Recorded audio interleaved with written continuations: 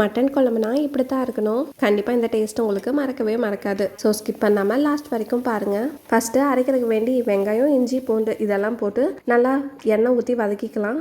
அது கூடவே தேங்காவும் முந்திரியும் சேர்ந்து அரைச்சி போட்டிருக்கோம். அதையும் நல்லா தாளிச்சிக்கலாம்.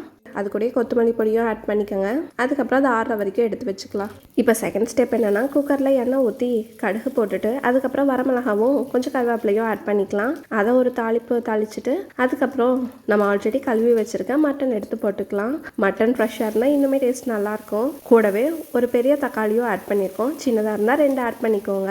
சண்டேனாலே எங்கள் வீட்டில் கண்டிப்பாக மட்டன் குழம்பு மேண்டேட்ரி. சப்போஸ் உங்கள் வீட்லேயும் அப்படி தானா மறக்காமல் கமெண்ட் பண்ணுங்கள். ஒரு கொஞ்சமாக மஞ்சள் பொடி, அதுக்கப்புறம் தேவையான அளவுக்கு கறி மசாலா பொடி ஆட் பண்ணிக்கணும். அதுக்கப்புறம் அளவாக உப்பு வேணுங்கிற அளவுக்கு ஆட் பண்ணிவிட்டு அதை நல்லா தாளிச்சிக்கலாம்.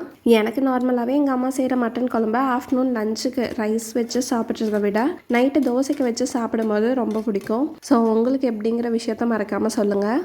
அண்ட் நான் பிக்கி ஈட்டர் தான். மட்டனில் எல்லா பீஸஸ் அப்படியெல்லாம் சாப்பிட மாட்டேன். இந்த ஈரல், செவரொட்டி அதை மட்டும் தான் தேடி கண்டுபிடிச்சி சாப்பிடுவேன். ஸோ நீங்களும் யாராச்சும் என்ன மாதிரி இருக்கீங்களான்னு மறக்காமல் கமெண்ட் பண்ணுங்கள். ஆல்ரெடி நம்ம வதக்கி ஆற வச்சுருந்ததை பேஸ்ட்டாக அரைச்சி எடுத்து ஊற்றிக்கணும். அம்மா மட்டன் குழம்பு கிரேவி கன்சிஸ்டன்சி இல்லாமல் தண்ணி மாதிரி தான் வைப்பாங்க. அதனால் வேணுங்கிற அளவுக்கு தண்ணி ஆட் பண்ணிக்கலாம். அப்போ தான் அந்த மட்டனும் நல்லா வேகும். இந்த டைமில் உப்பு மசாலா எல்லாம் கரெக்டாக இருக்கான்னு செக் பண்ணிவிட்டு வேணுங்கிறத போட்டுட்டு அதுக்கப்புறமா நம்ம விசில் விட்டால் டேஸ்டியான மட்டன் குழம்பு ரெடி. இந்த ரெசிபியை ட்ரை பண்ணிவிட்டு மறக்காமல் உங்கள் எக்ஸ்பீரியன்ஸஸை கமெண்ட்டில் சொல்லுங்கள். இந்த மாதிரி ஈஸி அண்ட் டேஸ்டி ரெசிபீஸ்க்கு அண்ட் லைக், ஷேர், ஃபாலோ பண்ணிக்கோங்க.